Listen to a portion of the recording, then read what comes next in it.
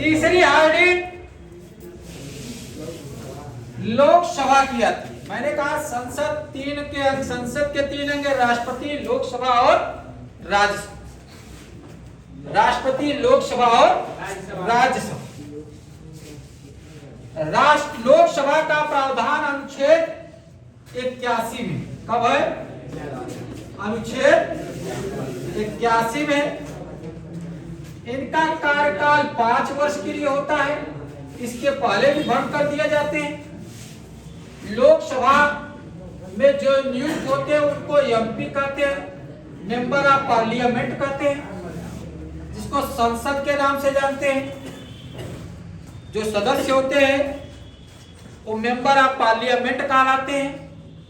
1971 के जनसंख्या के अनुसार चुनाव होती है और लोकसभा में जो एमपी नियुक्त होते हैं वो केंद्र में जाते हैं। किसकी प्रतिनिधित्व करते हैं? केंद्र का प्रतिनिधित्व करते हैं। किसका प्रतिनिधित्व करते हैं? इनके जो एमपी जो होते हैं वो केंद्र का प्रतिनिधित्व करते हैं, केंद्र में लोगों का प्रतिनिधित्व करते हैं। प्रतिनिधित्व करते हैं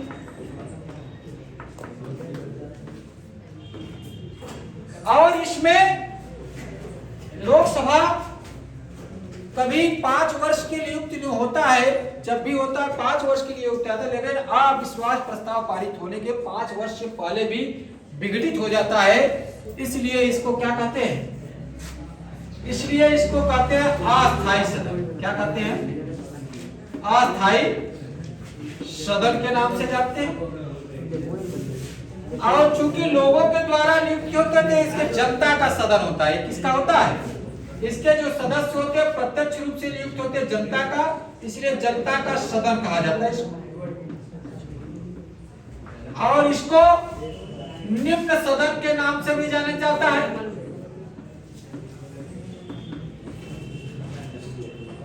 और इसको संसद सदन के नाम से भी जाना जाता है।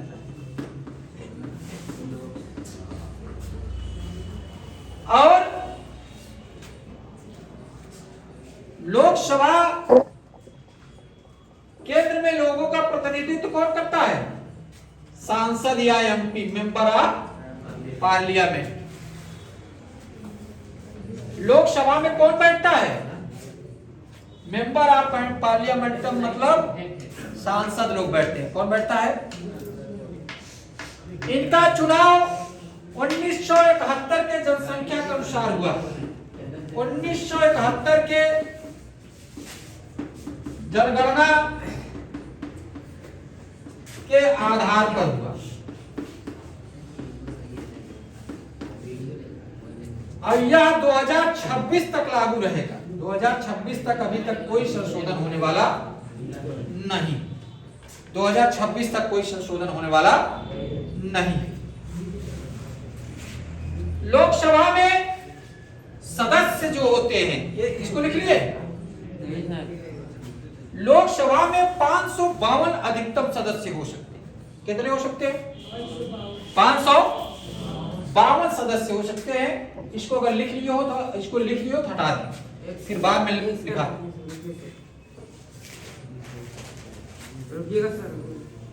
इसमें 552 सदस्य होते हैं, लेकिन वर्तमान में 543 सदस्य। वर्तमान में कौन से कितने सदस्य हैं? 543। अधिकतम हो सकते हैं 552, 552, लेकिन अभी कितने हैं?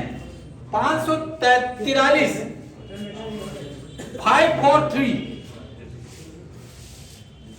जिसमें राज्यों से 530 सदस्य आते हैं, केंद्र शासित प्रदेश से 13 सदस्य आते हैं, लेकिन पहले आते थे 20 सदस्य। मिटा दें? चलो,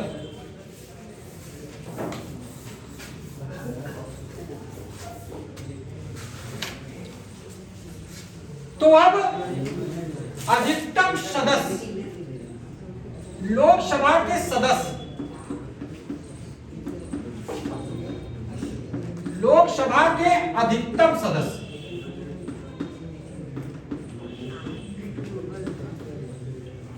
अधिकतम सदस्य कितने हैं? 552 हो सकते हैं। कितना हो सकते हैं? 500। बहुत बार पूछता है इसलिए बोल रहे हैं कितना हो सकते हैं 500। लेकिन वर्तमान में है कितने? कितने हैं? 500। वर्तमान में लोकसभा में सदस्य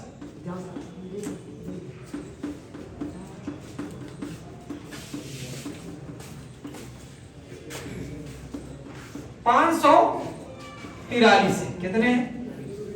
कितने हैं? इस 543 में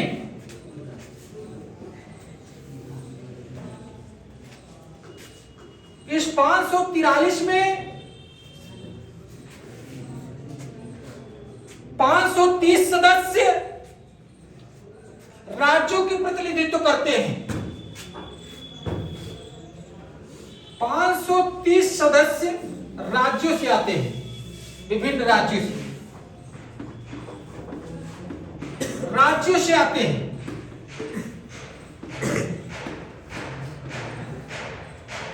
और 13 सदस्य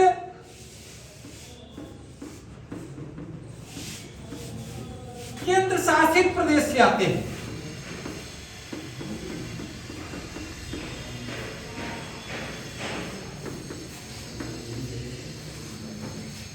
तिरालीस हुआ दिनेश जी? 43 हुआ नहीं? पास हो। देखो बेटा क्या होता है, पहले जब जम्मू और कश्मीर, लद्दाख ये सब केंद्र शासित प्रदेश थे, और जो 373 धारा के अनुसार इसको हटा दिया गया, जो 370 धारा जो था, 370 धारा जो हटा दिया गया, इसको भी केंद्र, जम्मू को केंद्र शासित प्रदेश बना दिया और लद्दाख को भी केंद्र शासित प्रदेश बना दिया गया। तो ऐसे करके अंडमान निकोबार कुछ ऐसे प्रदेशों को शामिल कर केंद्र शासित कर दिया गया। तो अब केवल पहले 20 आते थे, अब कितने आ गए? 13 आते हैं। अब कितने आते हैं? और दूसरी नंबर, राष्ट्रपति 2 एंग्लो इंडियन को नियुक्त करता था। कितने? 2 एंग्लो इंडियन को राष्ट्रपति क्या करता था? नियुक्त करता। कुछ चीजें इंपॉर्टेंट है, पहले यहां नोट कर लो। यही लिखो ना, यहां लिखो। अनुच्छेद 31 आता है, 331। और कितने आता है? अनुच्छेद 331 आता है। इस अनुच्छेद 331 में यह प्रावधान 2 एंग्लो इंडियन का प्रावधान, 2 एंग्लो इंडियन लोकसभा में प्रावधान था, जिसकी नियुक्ति राष्ट्रपति करता था लोकसभा में। जिसकी नियुक्ति कौन करता था? राष्ट्रपति करता था।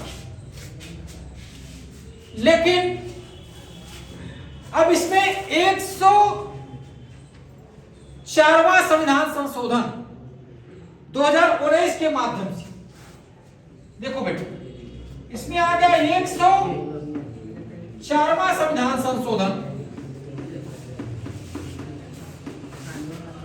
2019 में हुआ। कब हुआ?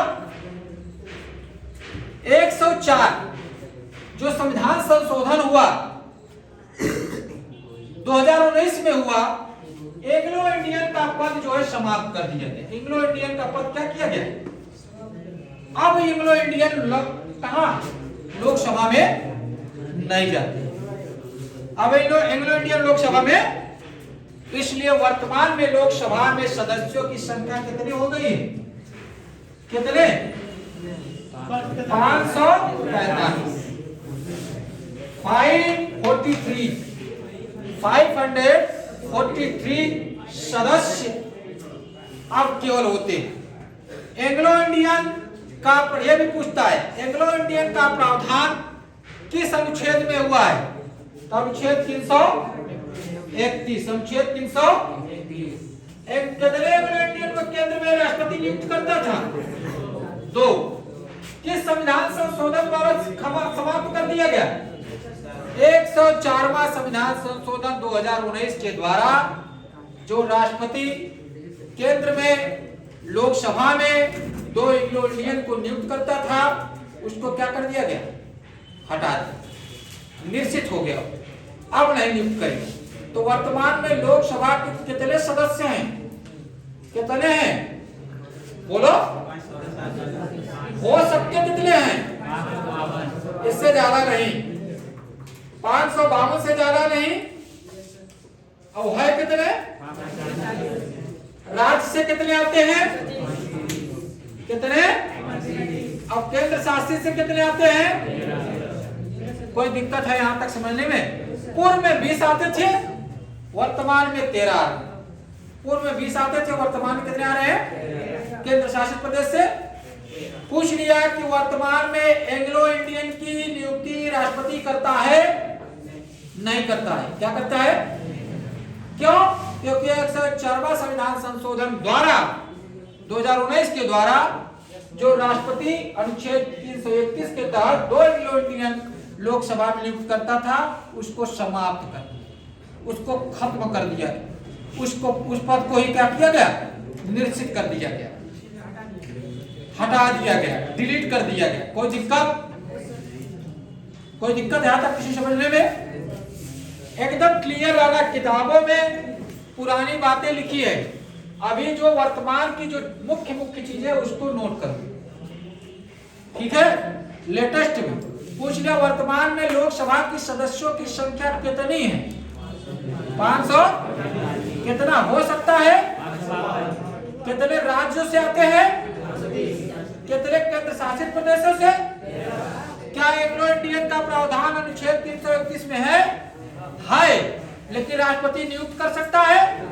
नहीं। किस संविधान संशोधन द्वारा समाप्त किया गया? कब? 2019। 2019, ठीक है? कोई दिक्कत यहां तक किसी समझने में? चल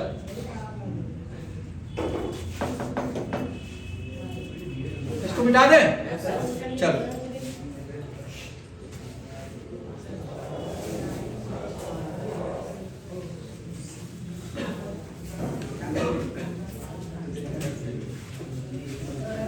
बहुत आसानी से, बहुत प्यार से पढ़ो। जो चीजें तुम्हारे काम की है वो पढ़ो, जो चीजें तुम्हारे फालतू है उसको चीजें न पढ़ो। जो आ सकता है किताबों में उलझा हुए 20 थे, जम्मू 373 धारा हटाने के बाद अब 13 हो गए हैं, इसको आपको क्या मतलब है? वर्तमान में जो है उसको ध्यान दो, वर्तमान की पूछ रहा हूं, समझ रहे हैं ना? तो वर्तमान को पूरा ध्यान दो। लोकसभा की कोरम देखो, बैठक का कोरम, लोकसभा अगर बैठक होती है, लोकसभा के बैठक का कोरम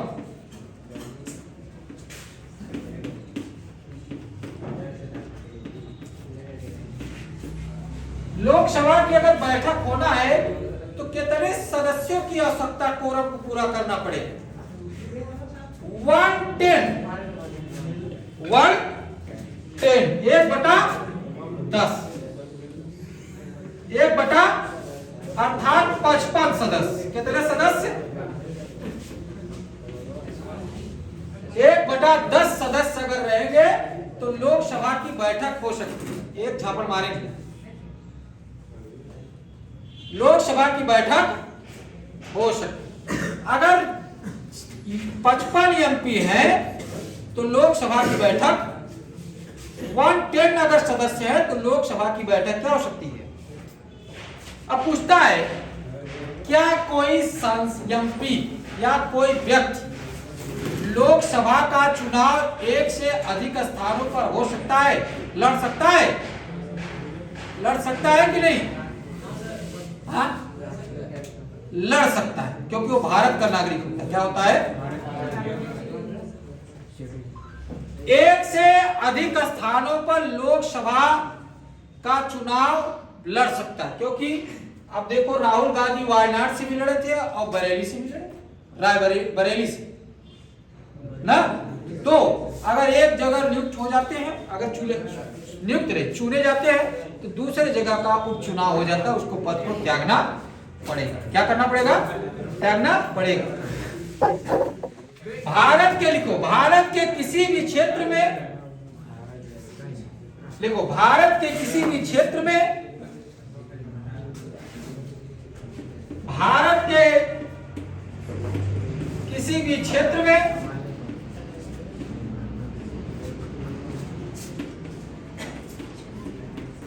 लोकसभा का चुनाव लड़ा जा सकता है।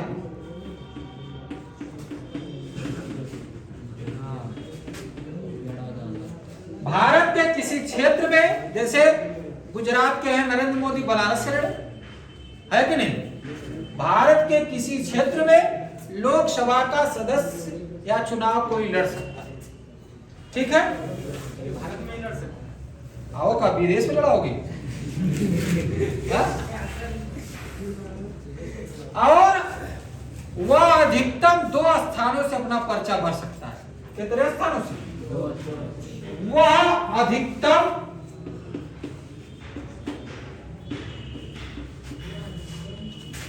2 स्थानों से अपना पर्चा भर सकता है। लेकिन बेटा पर्चा तो भर सकता है, वो तो बात सही मान रहे, लेकिन इसके लिए भी एक प्रावधान। मान लो कोई बिहार से, मान लो कोई आदमी, मान लीजिए नरेंद्र मोदी गए बनारस क्षेत्र में चुनाव में, लड़ गए कि नहीं? और वायनाड क्षेत्र से लड़ गए राहुल गांधी, वहां के तो सदस्यता राज का तो नहीं है उनके पास, वहां निर्वाचन क्षेत्र वायनाड में जिनका नाम तो नहीं है क्या? रायबरेली में है क्या? कहीं भी कोई भी लड़ सकता है। लेकिन जब आप पर्चा दाखिल करते, बहुत टेक्निकल बात है, जब आप पर्चा दाखिल करते हैं तो उस क्षेत्र के, जैसे नरेंद्र मोदी ने लड़ा कहा बनारस में, कहा लड़ा? बनारस में। तो बनारस में जो चुनाव नरेंद्र मोदी ने लड़ा, तो बनारस के कोई 10 जो सदस्य हैं जिनका निर्वाचन में नाम है, उसका अनुमोदन करेंगे। क्या करेंगे? समर्थन देंगे कि हम इनको जानते हैं, इनसे चुनाव लड़ेंगे, तो अपनी क्या करेंगे? अनुमोदन करेंगे। साथ साथ में एक लोक प्रतिनिधि, चाहे विधायक हो चाहे जो हो, उसका भी सिग्नेचर होगा, तभी वो पर्चा दाखिल कर सकता है। अदरवाइज उसकी पर्चा दाखिल नहीं होगा। समझ गए? चलो, जमानत राशि जो होती है वो 25,000 है। कितना है? जो जमानत राशि है वो है कितना? 25,000। सामान्य वर्ग की जमानत राशि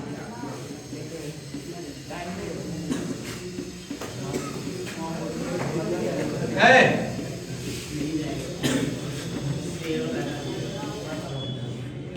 एकदम शांत हो जाओ। सामान्य वर्ग, जनरल वर्ग की जमानत राशि 25,000। कितना है? 25,000 आपको जमानत राशि जमा करना पड़ेगा। अगर आपको 1/6 बहुमत नहीं प्राप्त हुआ तो आपकी ये जमानत राशि जब्त कर ली जाएगी। क्या कर ली जाएगी? जब्त कर ली जाएगी। कुल मतों का 1/6 जो है भाग आपको वोट पाना पड़ेगा। क्या करना पड़ेगा? वोट पाना पड़ेगा, तो तभी आपका जमानत पैसा रिटर्न होगा, अदरवाइज ये पैसा रिटर्न नहीं होगा। ST SC के लिए 12,500, SC प्लस ST के लिए जो जमानत राशि है आधा 12,500। और कुल मतों से, अगर ये जमानत राशि को आपको बचाना है तो कुल मत से, कुल मत का 1/6 भाग पाना पड़ेगा। पाना, अगर 1/6 भाग नहीं पा रहे हैं आप कुल मत का, तो आपकी ये पैसा क्या होगा, जब्त कर ली जाएगी। क्या कर ली जाएगी, जब्त कर ली जाएगी। और ये जो 1/6 भाग अनुच्छेद 100 के तीनवा भाग में, अनुच्छेद 100 के 3वां भाग में प्रावधान पूछ लेगा, अगर लोकसभा में जमानत राशि कितने से कम होने के बाद आपकी जमानत राशि जब्त कर ली जाएगी, कितने के बाद, 1/6 अगर मत नहीं पा रहे तो आपकी जमानत राशि 25,000 रुपया है, तो क्या होगा, ST 12,500 रुपया है, तो क्या होगा, जब्त कर ली जाएगी, उसको दिया नहीं जाएगा। इसलिए आपका जमानत क्या हो जाएगा, जब्त हो जाएगा। देखो वैसे तो लोकसभा, वैसे तो लोकसभा का कार्यकाल 5 वर्ष के लिए होता है। कितने वर्ष के लिए होता है इसका? वैसे तो कार्यकाल है, लोकसभा का कार्यकाल जो होता है वो कितने वर्ष के लिए होता है, 5 वर्ष के लिए।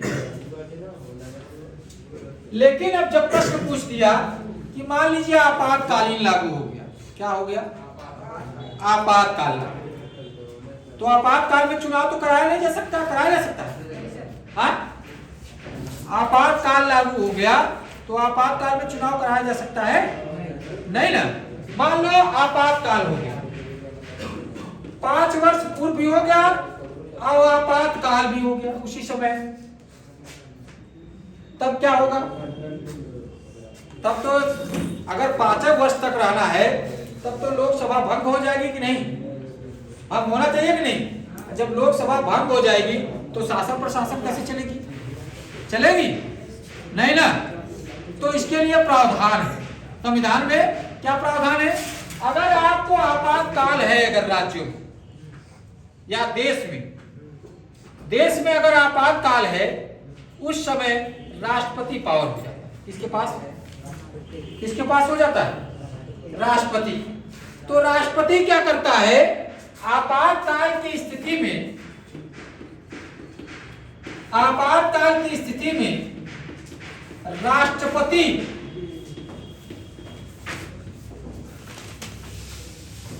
एक वर्ष तक 6 महीना करके, एक वर्ष तक 6 मंथ करके,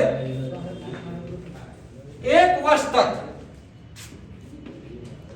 लोकसभा का कार्यकाल बढ़ा सकता है। लोकसभा का क्या करेगा, कार्यकाल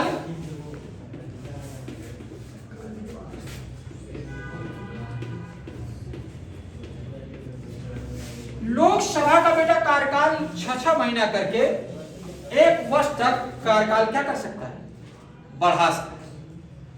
और जैसे ही एक वर्ष पूरा होगा उसको 6 महीना के अंदर क्या करना पड़ेगा, चुनाव कराना पड़ेगा। क्या करना पड़ेगा, जैसे आपातकालीन खत्म होगा 6 महीना के अंदर लोकसभा को चुनाव कराना पड़ेगा, लोकसभा का चुनाव कराना पड़ेगा। कोई दिक्कत यहां तक किसी समझने में? पूछ लेगा आपातकालीन के दौरान लोकसभा का कार्यकाल बढ़ाया जा सकता है कि नहीं, बढ़ाया जा सकता है। कौन बढ़ाता है, कितने वर्ष तक, अधिकतम 1 वर्ष 6 महीना करके, 6 महीना करके 1 वर्ष तक बढ़ाया जा सकता है। कोई चीज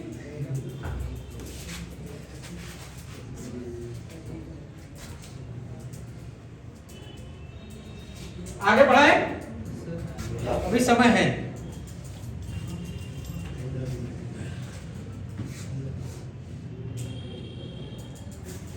अब देखो क्या होता है, अगर किसी के प्रति अविश्वास प्रस्ताव पारित हो जाए, अविश्वास प्रस्ताव, तो पूरी लोकसभा भंग हो जाएगी।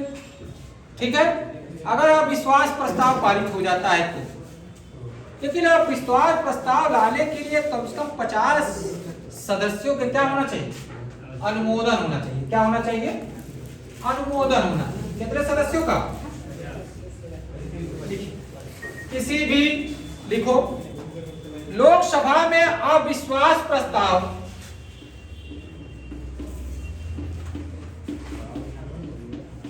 लोकसभा में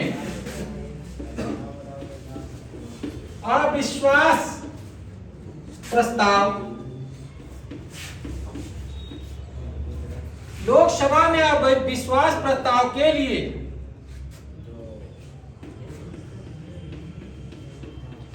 कम से कम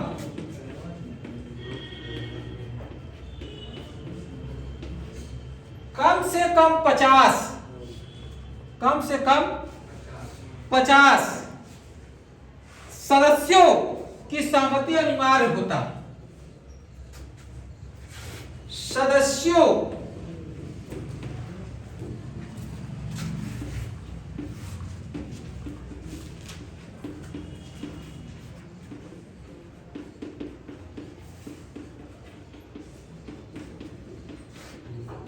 तभी आप विश्वास प्रस्ताव ला सकते हैं।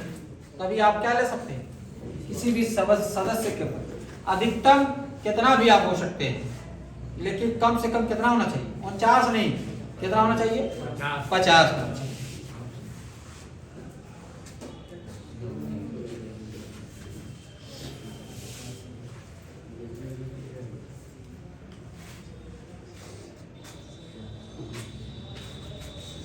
लोकसभा का विघटन भी किया जा सकता है।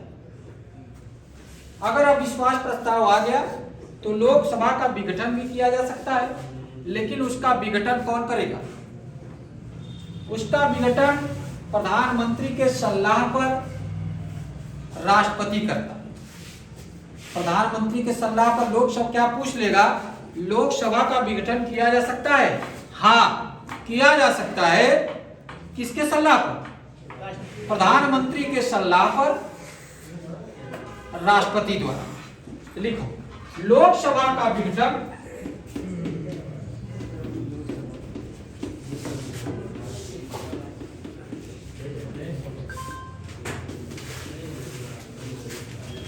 राष्ट्रपति कर सकता है।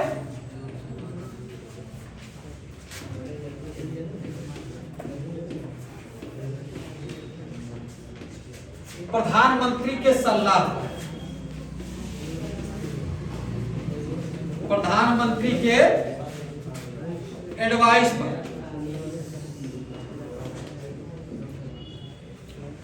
प्रधानमंत्री के सलाह पर इसका विघटन भी हो सकता है। हो सकता है कि नहीं?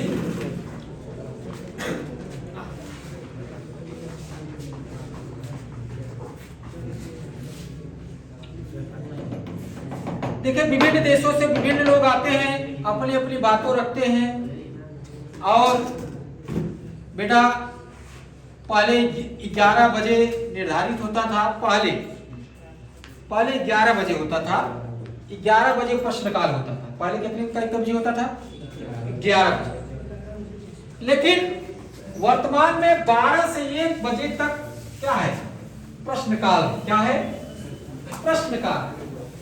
अपनी अपनी प्रश्न को 12 से 1 बजे तक को प्रश्नकाल कहा जाता है। प्रश्नकाल पूछ लेता है। प्रश्नकाल कितने से कितने बजे तक? 12 से 1 बजे। 12 PM से 1 PM तक क्या होता है? प्रश्नकाल होता है। क्या होता है? 1 घंटा का प्रश्नकाल होता है। अर्थात 1 घंटा का क्या होता है? प्रश्नकाल। इसमें सभी अपना अपना प्रश्न पूछ सकते हैं। इस प्रश्नकाल का जनक देश भी इंग्लैंड है। इस प्रश्नकाल का जनक देश भी कौन है? जनक देश भी कौन है? इंग्लैंड। कौन है?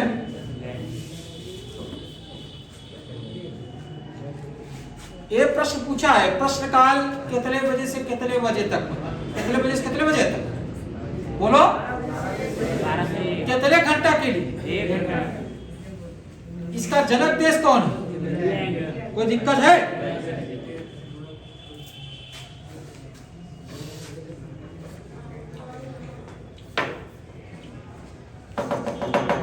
जितना पढ़ाया जा रहा है बहुत इंपॉर्टेंट चीज है। और साथ साथ में बेटा देखो क्या होता है, कभी कभी प्रोटेम स्पीकर एक शब्द आता है। क्या आता है? एक होता है प्रोटेम स्पीकर, इसको लिख लिए। जो जो चीजें बता रहे हैं बहुत टेक्निकल चीजें हैं। प्रोटेम स्पीकर एक होता है। क्या होता है? Pro tem speaker. इस प्रोटेम स्पीकर को अस्थायी अध्यक्ष कहा जाता है। स्पीकर माने अध्यक्ष, अस्थायी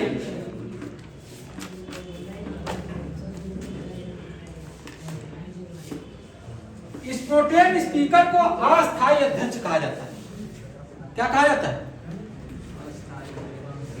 क्या कहा जाता है? अस्थायी। ये प्रश्न पूछता है प्रोटेम स्पीकर की नियुक्ति राष्ट्रपति करता है। कौन करता है? प्रोटेम स्पीकर की नियुक्ति कौन करता है? राष्ट्रपति करता है। समझ लो इसको। अस्थायी अध्यक्ष की नियुक्ति कौन करता है? Pro tem speaker. प्रोटेम में अस्थायी अध्यक्ष नहीं पूछता है, डायरेक्टली दिया प्रोटेम स्पीकर क्या। प्रोटेम स्पीकर की नियुक्ति कौन करता है? राष्ट्रपति करता है। चुनाव के जस्ट बाद इसकी नियुक्ति चुनाव के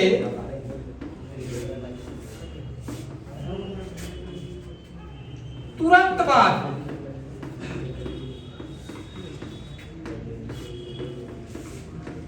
होता है राष्ट्रपति के द्वारा। कारण क्यों राष्ट्रपति नियुक्त करता है? क्योंकि जो संसद के सदस्य होते हैं, एमपी जो सांसद गए, सांसद आते तो उनको शपथ कौन दिलाए? उनको शपथ या तो राष्ट्रपति दिलाए या तो अपने प्रोटेम स्पीकर के माध्यम से अस्थायी नियुक्त कर दे। दो लोग दिलाते हैं। जो नए नए सांसद नियुक्त होकर जाते हैं, एमपी नियुक्त हो जाते हैं, दो लोग दिला सकते हैं, या तो राष्ट्रपति या तो राष्ट्रपति के द्वारा नियुक्त प्रोटेम स्पीकर। प्रोटेम स्पीकर दिला सकता है।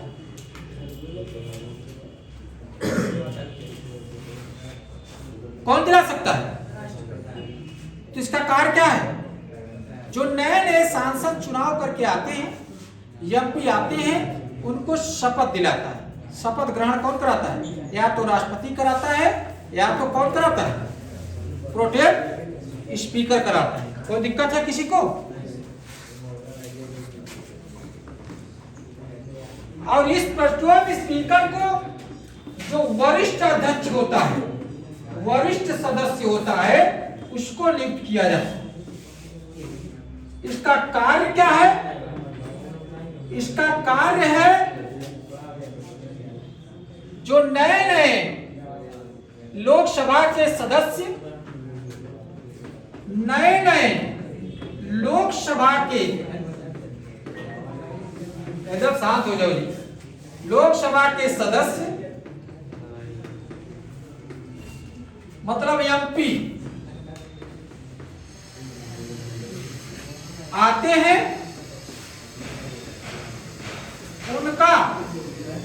उनको शपथ दिलाता है, वो प्रतिज्ञा दिलाता है।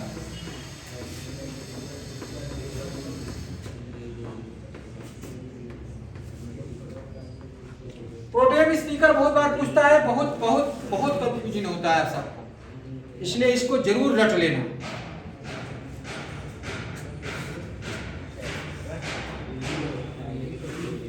एक झापड़ मारेंगे रेड, क्या है जी? नहीं लिखना, बाहर चले जाओ। हीरो ना बनो। संसद की कार्यवाही का प्रारंभ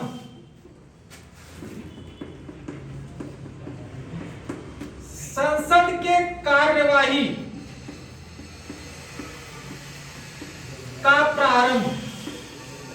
संसद की पहली कार्रवाई होती है, जो संसद की कार्रवाई होती है तो जनगण मन द्वारा होता है। किससे होता है? जनगण मन द्वारा होता है। किससे होता है? जनगण मन, जनगण मन से। और संसद जब समाप्त होता है तो वंदे मातरम बोला जाता है। संसद का जो है समापन होता है, संसद की कार्रवाई का समापन होता है जब संसद के कार्रवाई का समापन समाप्ति होता है तो वंदे मातरम के माध्यम से होता है। वंदे मातरम से नाम से होता है।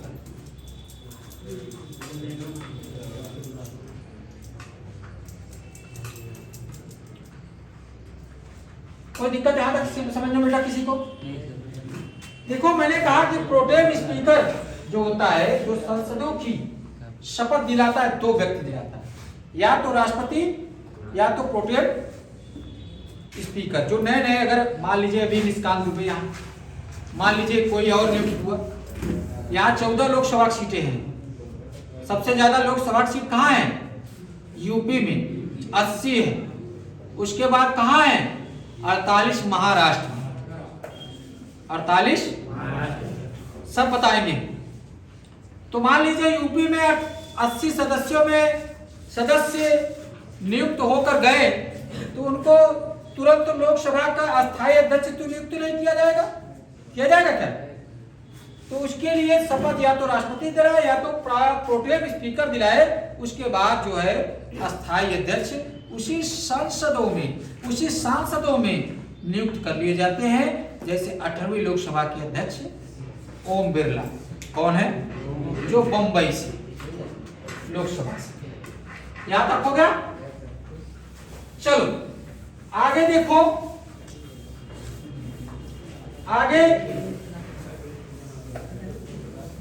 आगे जो बेटा है, लोकसभा में एक अध्यक्ष होता है, एक उपाध्यक्ष होता है। कौन होता है? लोकसभा में एक अध्यक्ष होता है, लोकसभा में दो होते हैं। एक अध्यक्ष होता है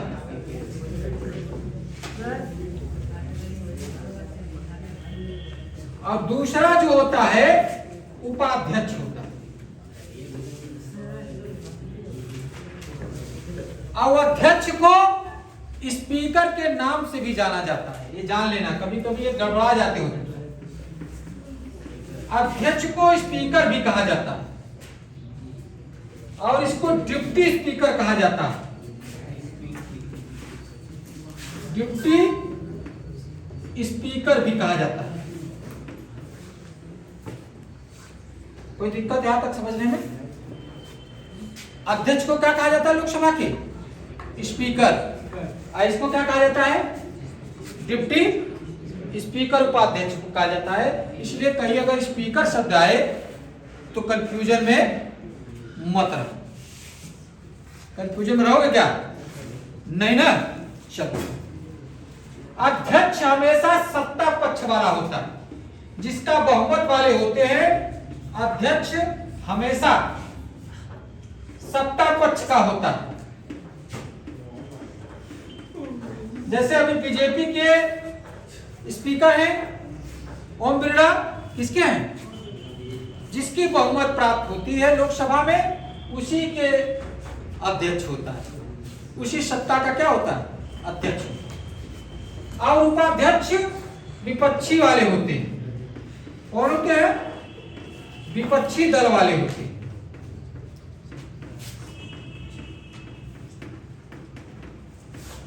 इतना क्लियर हो गया? कोई पूछा कि सत्ता दल वाले अध्यक्ष होते हैं कि विपक्ष वाले? स्पीकर कौन होता है? सत्ता वाले। अभी बीजेपी एनडीए की सरकार है, तो एनडीए की, भाजपा के ही ओम बिरला क्या है? अध्यक्ष। अध्यक्ष कौन है? ओम बिरला। लगातार दूसरी बार हो गया, 18वीं है इस समय। ये बंबई लोकसभा से आते हैं।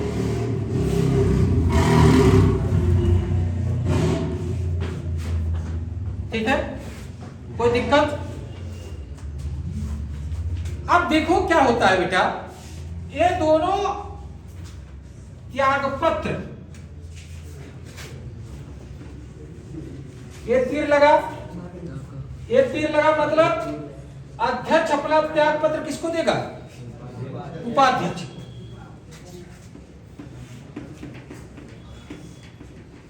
अध्यक्ष अपना स्पीकर डिप्टी स्पीकर को, या अध्यक्ष अपना उपाध्यक्ष को त्याग पत्र दिया। कोई दिक्कत? अब ये तीर देखो दूसरी तरह लगा रहे हैं,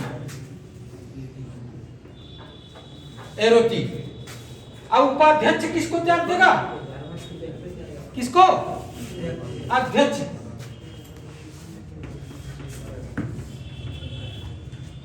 ये दोनों अपने अपने त्यागपत्र अपने अपने लोगों को देगा। चालू है कि नहीं जी? दोनों अपने अपने लोगों को क्या करेंगे? त्याग पत्र देंगे। अध्यक्ष बोले स्पीकर डिप्टी स्पीकर को, अध्यक्ष उपाध्यक्ष को अपना त्याग पत्र देगा, और उपाध्यक्ष किसको देगा? अध्यक्ष को त्याग पत्र देगा। कोई दिक्कत है यहां तक समझने में? एक दूसरे को अपना त्याग पत्र दे सकते हैं, कोई दिक्कत? लेकिन त्याग पत्र देने से पहले 14 दिन पूर्व सूचना देना पड़ेगा। त्याग पत्र देने से पहले दोनों को त्याग पत्र देने से पहले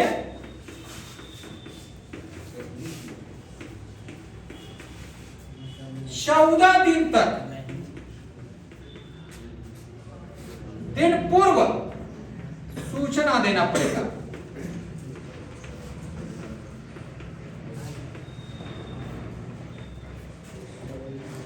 दिन पूर्व क्या देना पड़ेगा? आपको सूचना देना पड़ेगा, तभी आप त्याग पत्र दे सकते हैं एक दूसरे को।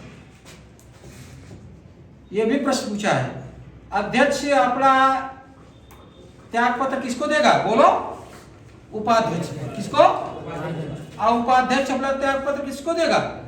अध्यक्ष को देगा। लेकिन इसके पहले कितने दिन पहले सूचना देना पड़ेगा एक दूसरे को? 14 दिन पहले सूचना देना पड़ेगा।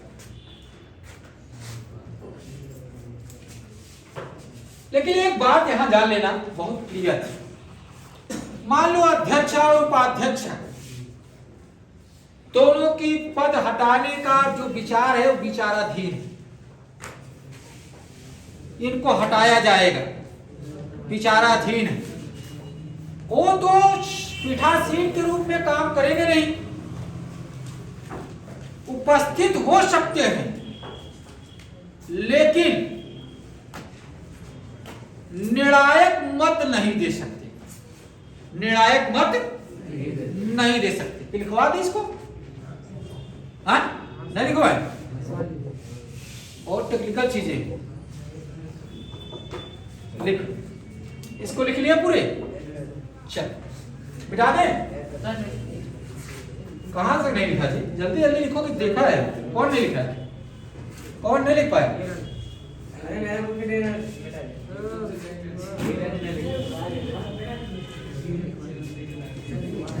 चलो यहां आप लिख दे रहे हैं।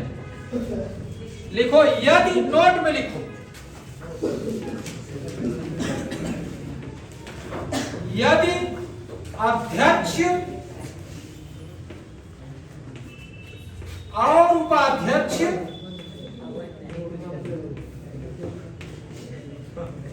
यदि अध्यक्ष और उपाध्यक्ष का हटाए जाने का संकल्प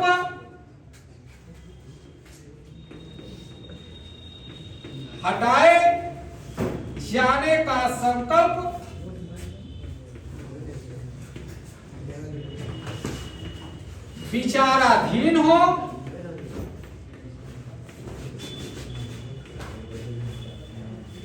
हटाए जाने का संकल्प विचाराधीन हो, तो पीठासीन अधिकारी नहीं होगा।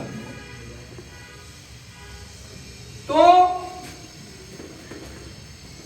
वह पीठासीन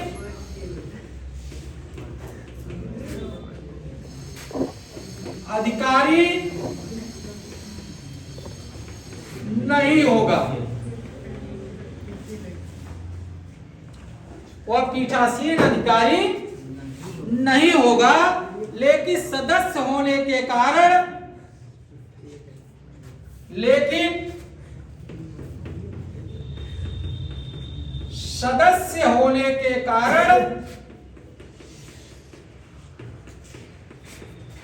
सदन में बोल सकता है,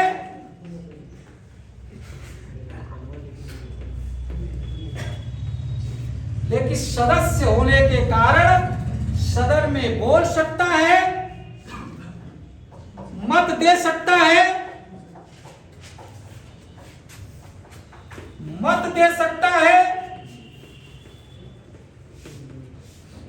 लेकिन निर्णायक मत नहीं दे सकता।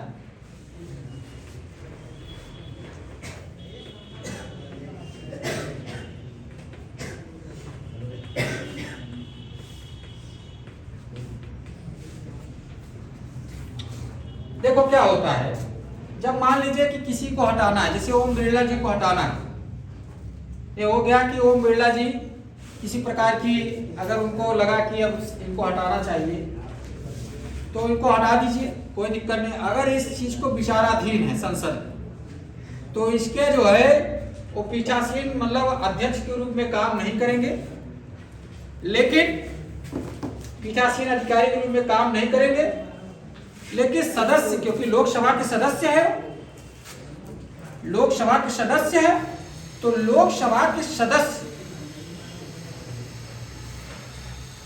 होने के नाते बोल सकते हैं, मत दे सकते हैं, लेकिन जो टाई मत होता है, टाई होता है जब पक्ष और विपक्ष का दोनों का बराबर मत हो जाता है किसी चीजों में, तो उसमें निर्णायक मत कौन देता है? टाई होता है। तो क्या कहते हैं? टाई। जैसे मैच क्या हो गया, टाई माने समझ रहे हो, जब मैच खेलते हो तो दो पार्टी होती है मैच, एक पक्ष होती है विपक्ष, और दोनों का अगर बराबर वो अंक हो गया, स्कोर हो गया, तो उसको क्या कहोगे? टाई कहोगे ना। क्या कहोगे? बराबर मत होना मतलब टाई होना। और जो टाई हो गया, वो जब वो टाई हो गया तो बराबर मत कौन? एक अंपायर निर्णायक मत देता है कि नहीं? टास फेंकर या कुछ भी करके क्या निर्णायक मत देता है कि नहीं? तो उस तरह से अगर पक्ष और विपक्ष लोकसभा के दोनों का मत समान हो जाता, मतलब ट्राई हो जाता है, तो उस समय निर्णायक मत देता है कौन? अंपायर के रूप में अध्यक्ष लोकसभा, स्पीकर देता है। कौन देता है? स्पीकर देता है। तो इसको नोट कर, इसको नोट कर।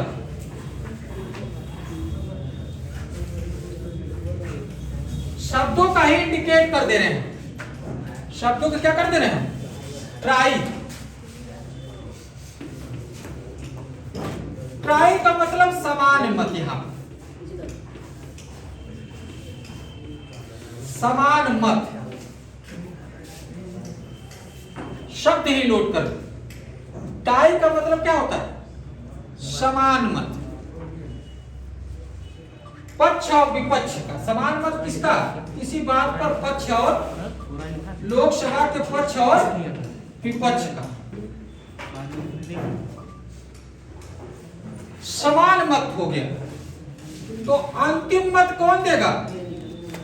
इसमें अंतिम निर्णायक मत किसका होगा?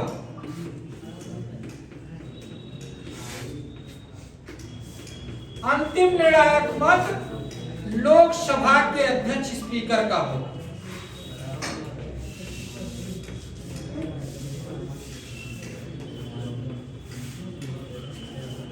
या स्पीकर का होगा।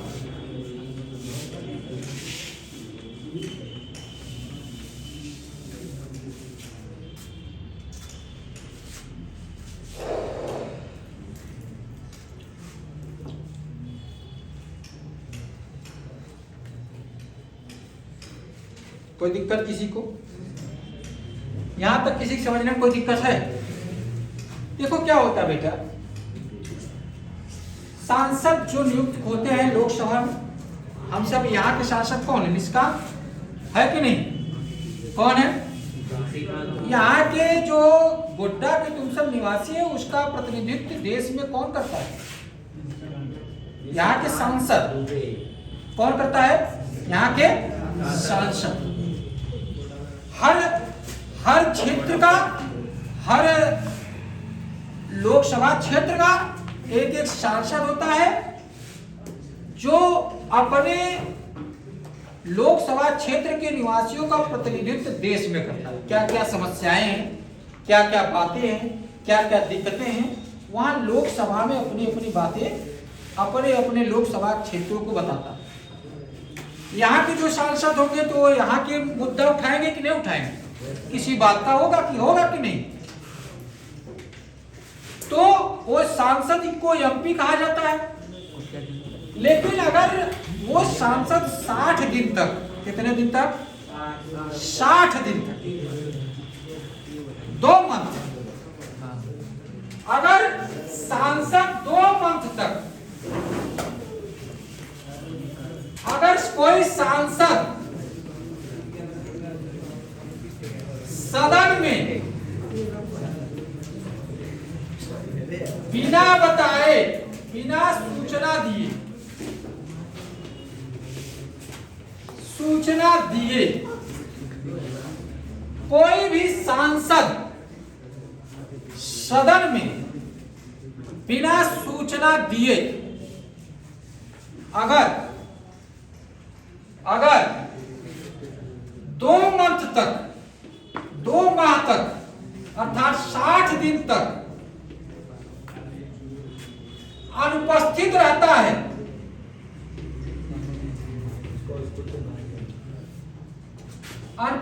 रहता है, तो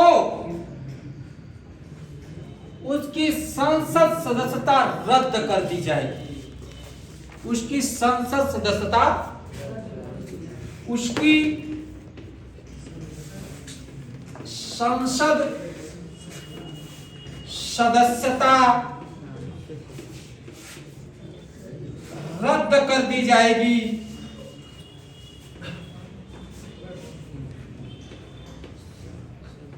इसमें भी एक टेक्निकल चीज है। अगर कोई छुट्टी का दिन है, मान लीजिए छुट्टी का दिन अगर है, तो उसको जोड़ा नहीं जाए। अगर कोई छुट्टी का दिन है तो उसको जोड़ा 2 मंथ में नहीं जोड़ा जाएगा, बल्कि उस छुट्टी के दिन को घटा दिया जाएगा। कोई दिक्कत यहाँ तक?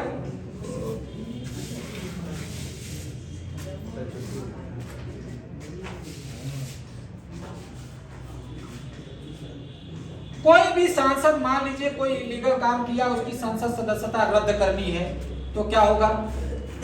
मान लीजिए कोई अगर सांसद है, एमपी है, उसकी सदस्यता रद्द कौन करेगा? एमपी की सदस्यता जो रद्द करेगा वो निर्वाचन आयोग करेगा। कौन करेगा? लेकिन राष्ट्रपति के संस्तुति पर, राष्ट्रपति के संस्तुति पर निर्वाचन आयोग करेगा। कौन करेगा?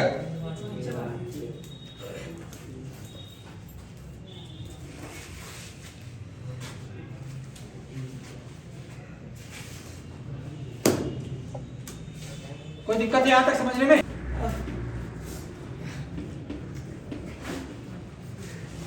चुनाव हो जाता है उसका 2 जगह से। कहां से? उसका हो सकता है लोकसभा और राज्यसभा से।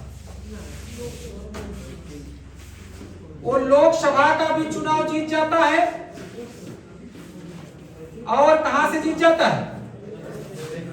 राज्यसभा का भी चुनाव क्या होता है? जीत जाता है। बहुत सी अच्छी बातें सुन लेना। अगर कोई व्यक्ति जो है लोकसभा का भी चुनाव जीत गया मान लो, और राज्यसभा का भी क्या हुआ? चुनाव जीत गया, तो इस कंडीशन में क्या होगा बताओ? उसको किसका सदस्य माना जाए? अरे एक जगह का किसका? राज्यसभा की लोकसभा? क्यों? राज्यसभा ही। क्यों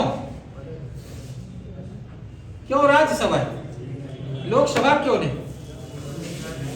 हाँ बोलो। दोनों तरह से नियुक्त हो जाता है। अगर मान लो उसको 10 दिन के अंदर जो है, 10 दिन के अंदर निर्वाचन आयोग को सूचना देना पड़ेगा।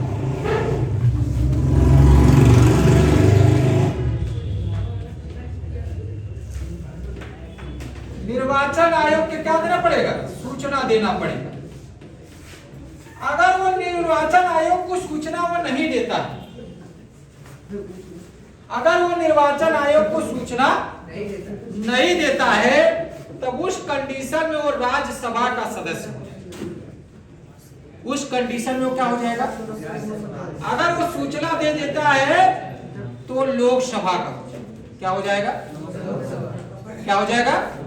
आप समझे?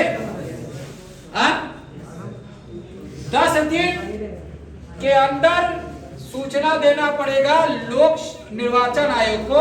अगर वो सूचना नहीं देता है वो व्यक्ति, तो वो राज्यसभा का सदस्य माना जाएगा। क्या माना जाएगा? राज्यसभा का सदस्य माना जाएगा, कि न कि लोकसभा राज्यसभा का सदस्य मान लिया जाएगा। वो कितना भी दावा करता रहे, लेकिन माना क्या जाएगा? लेकिन अगर 10 दिन पूर्व सूचना अंदर दे दिया तो लोकसभा का सदस्य हो जाएगा। क्या हो जाएगा? अगर कोई व्यक्ति, दूसरी बात आ गया, अगर कोई व्यक्ति, 3 बातें यहां और ध्यान दें। लोकसभा का चुनाव जीत गया, राज्यसभा का चुनाव जीत गया और विधान परिषद का चुनाव जीत गया। तीनों जगह का अगर वो चुनाव जीत गया, या विधानसभा कर दो, परिषद नहीं, या विधानसभा कर,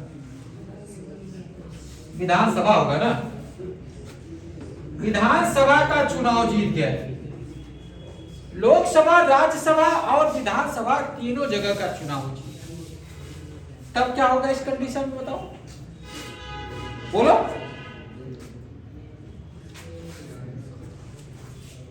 तब इस कंडीशन में कहां का सदस्य हो जाएगा?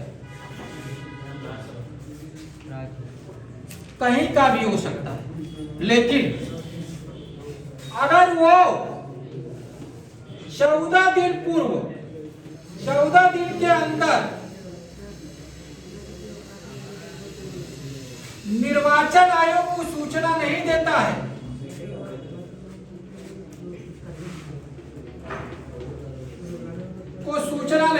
है, तो वह विधानसभा का सदस्य बन जाएगा। नहीं देता है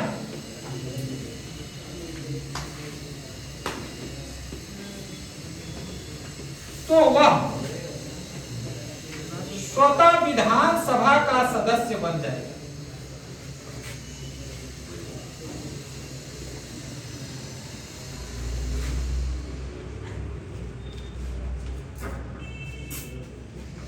दोनों टेक्निकल चीजें समझ गए?